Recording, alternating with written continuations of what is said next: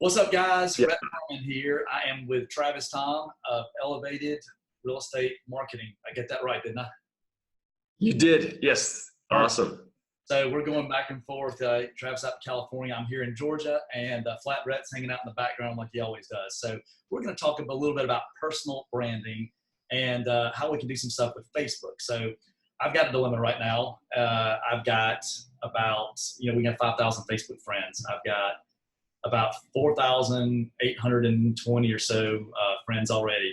I've got 562 friends that are requesting to be friends of mine. So what do? I know I have a personal page that's just kind of like, my name, but I've got some stuff behind it. Maybe I need to simplify it a little bit. And I know you've done some things similar. What can you share with other business professionals, real estate professionals, just people that are out there to like, how do you deal with this? How do we keep growing our sphere of influence and do it the right way? Great questions. And that's something that I think a lot of people face, right? Is that they're growing their business. They get a lot of friends, they engage with them on social media, and then they kind of hit this cap. So, you got the 5,000 friend limit, and then you don't really have some of the tools that you could have to really unlock the potential and the power that Facebook advertising has. So this is where creating a more of a public profile, right? A public figure that is connected to a business account. So essentially what you want to do is create a new business page, a Facebook business page that is a public figure, and it's going to be you. You want to use your name. You want to use typically the same profile image. And this is where your personal branding is really going to start to come in, because you're going to create this page and it's going to look like you. So it is going to draw and attract other friends, right? People that have engaged with you. And there's a couple steps that you should do after you create this page. Now, the goal of creating this page is to be able to get people to like the page and follow it. That way you can blow past the 5,000 limit. You can then really be able to increase the amount of followers and the activity and create ads that you can run to those people that like your page. So you want to make first the business page. Second, from there, you want to create the ad account. So that way you can then start to build custom audiences of people that have engaged with that page, which is one of the cool things, is that anyone that's visited the page, liked the page, watched a video on that page, or from that page, or engaged in it in any way, same thing with Instagram, then you're going to be able to create custom audiences and then run ads to those individuals. So you first wanted to just kind of organically get some people to like it. So first thing first is you should share that business page onto your personal page or a group that might be a community group or people that already engage with you. And just tell them simply, hey, I've created this page to be able to connect with more people. Go ahead, like the page, follow it, and this is what the page is going to be about, right? Kind of explain the brief benefits, kind of 3 bullet points of why they should follow it, right? So local real estate tips, more community focused videos that we're producing, or it could be, get key market updates on how the market's performing. So let them know that they should take that specific action. Now, once you get a few of your friends to like that, then go ahead and create what's called a page-like campaign where you're going to promote the business. You can only do this at the page level. So on the business page, you would go and you would say, I'm going to create a post, but you're going to have this opportunity where you're going to create a page-like campaign, essentially. You're going to promote your business is what it's called. And that's basically just a little Facebook ad with a thumbs up like button that's going to be on there. And what you're going to do there is, once again, describe very briefly, hey, follow or like my page and receive market updates, community news, everything that you need to know about the local market, whatever it might be. You're going to have a short little video or an image once again, telling them specifically what to do. Now you can do that in Canva or Snappa, right? There's some pretty easy tools out there. You can design an image, make sure you have your face on it because that's part of your personal brand. You want people to know that it's from you, and then tell them exactly what to do. Say, hit the like button or like this page and follow me to get more real estate tips, market updates, right? Whatever it is. Reason I say this is because Consumer Acquisition, a company, did research on 100,000 Facebook ads, and they found that the ad image was responsible for up to 90% of the campaign's performance, meaning that you have all these eyeballs on the actual ad image that we need to really summarize what the ad is about on the actual real estate of the ad image. That's where all the eyeballs are. We need to tell them what to do, right? So tell them to take specific action. And there's a copywriting formula called ADIA, which stands for attention, interest, desire, and actions, right? So we need to get their attention, right? Have your photo up there, something eye-catching and colorful. Then, basically get their interest. What is it going to be about, right?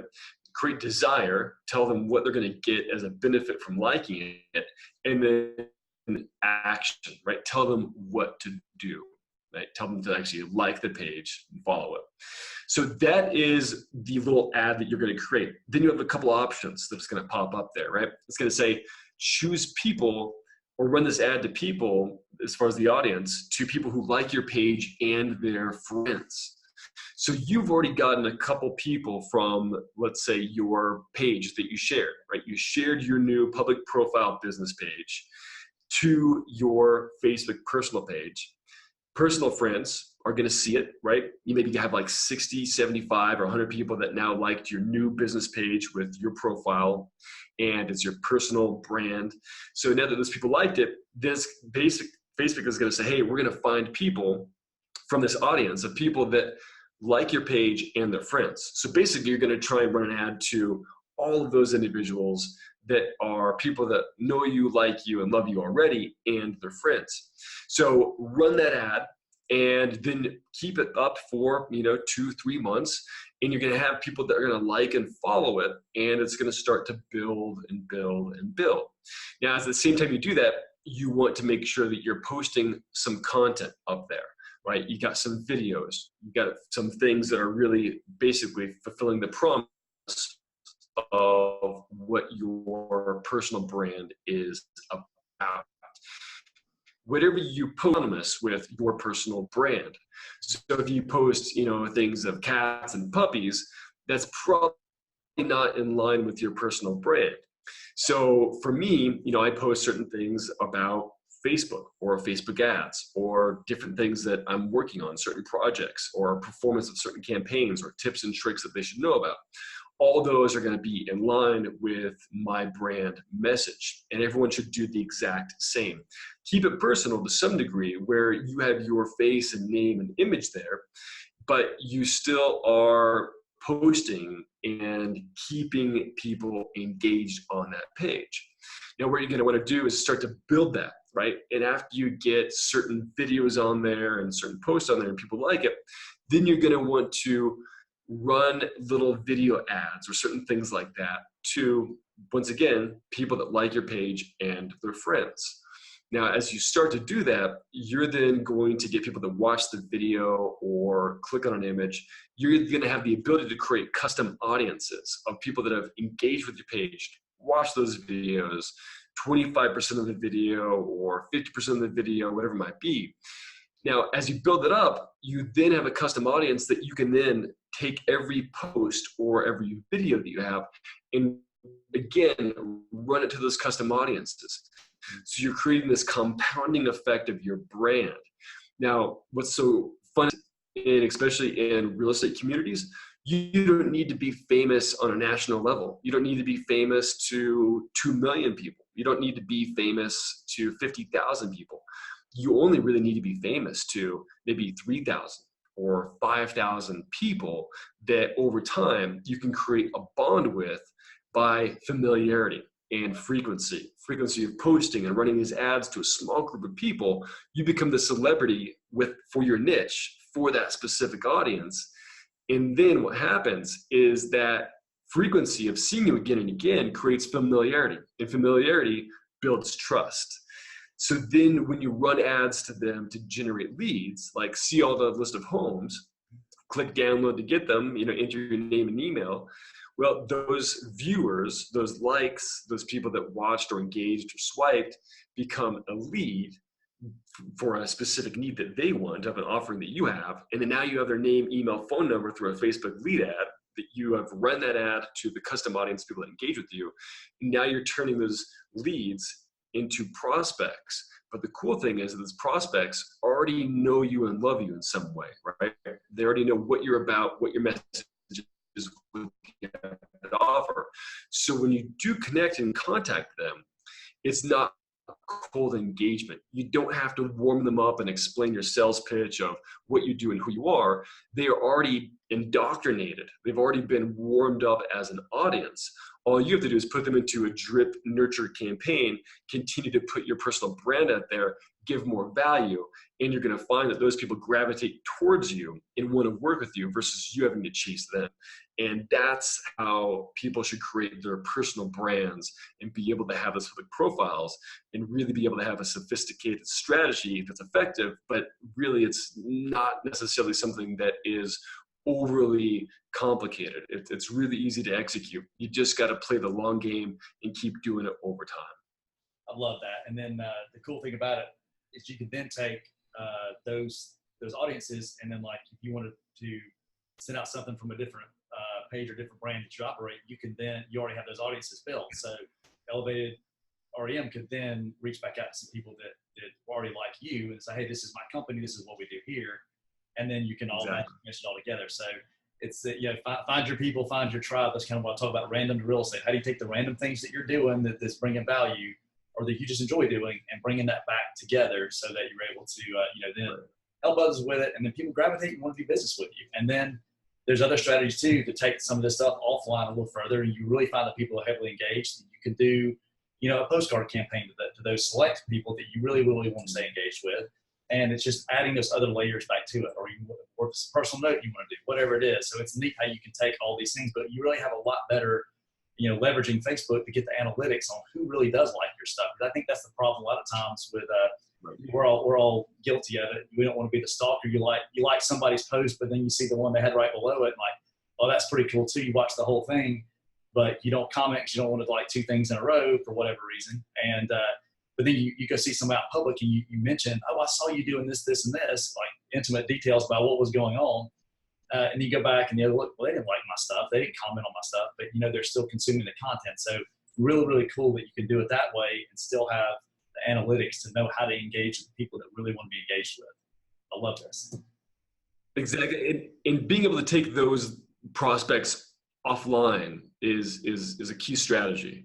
So making sure that eventually, right, that you build an email list from that, and because email is not dead. So when they see a newsletter from you or some sort of email, right, that's going out, that frequency of an email once or twice a week, plus then seeing a post or a video from you, it starts to compound and create that omnipresence. Now, something that I do a lot is I'll create, let's say, a video, and I'll post the video up on my Facebook business page. I'll then go to that post with that video. I'll click on, there's a little globe in the very top part of the post that's basically a timestamp.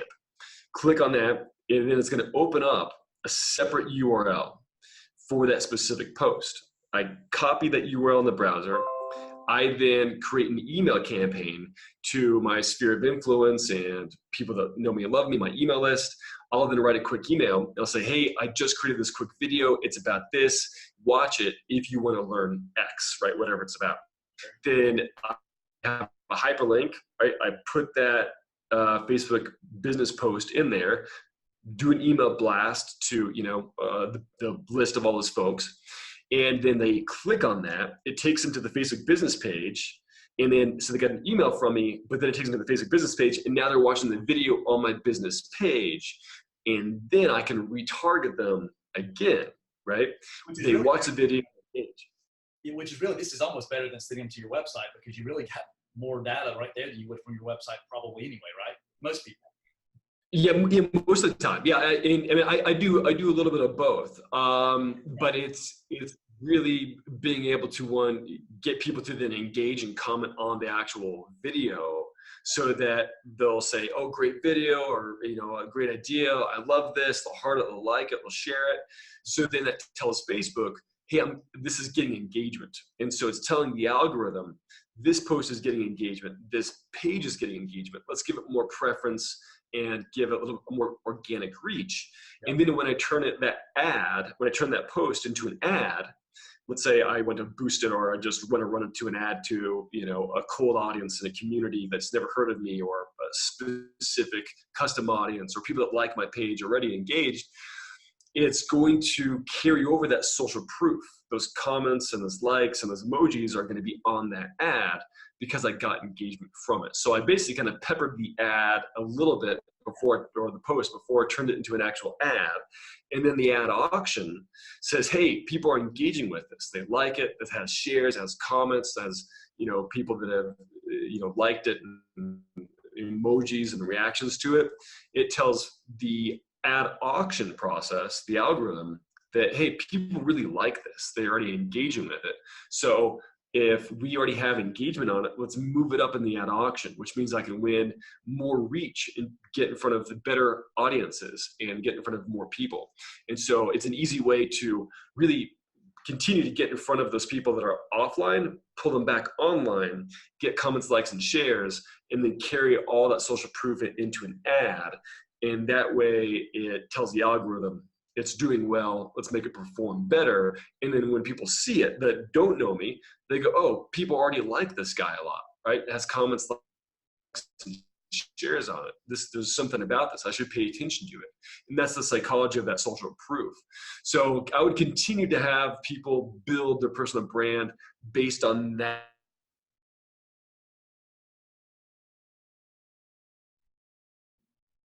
Lost you for a second. Come back, Travis. I lost you for a second on the very end of that. I don't know what happened. Yeah, sorry about that. Hey, well, I'll summarize it. I was thinking of a kind of an analogy to go along with this. It's kind of like you could show up to the big event, just wearing just regular, your workout clothes or whatever, kind of stand in the corner and not knowing if you're really going to have a chance to have a conversation with people. Or you can get all dressed up and show up to the party with a little bit of an entourage, and people are going to want to come talk to you because other people have already kind of gotten a little attention going around what's going on. And right. Then as that goes, that just grows and grows and grows. Well, why are these people talking to them? Maybe I should go talk to those people. And then it just kind of, it starts that whole process, kind of moving forward, almost kind of wag the dog. You have to take a little bit of effort from the beginning, but always important to start that organic, algorithm going with Facebook, regardless, before you spend the money on it. If you can, I love it. I've never thought about taking a Facebook ad and putting that in the email, going back across. I didn't realize that you could do that with that little globe. So I learned something great from this. So love that idea. Guys, you got to check out Travis Tohm, Elevated REM. How do they get in touch with you, Travis? Yeah, if anyone wants any more of this, go to elevatedrem.com or go to elevatedremtraining.com, and they can get our training, or they can sign up and hire us to do this for you. Either way. Perfect. Thanks a lot, Travis. I appreciate it, and we'll talk with you soon. Thank you, Rett. Always a pleasure, man.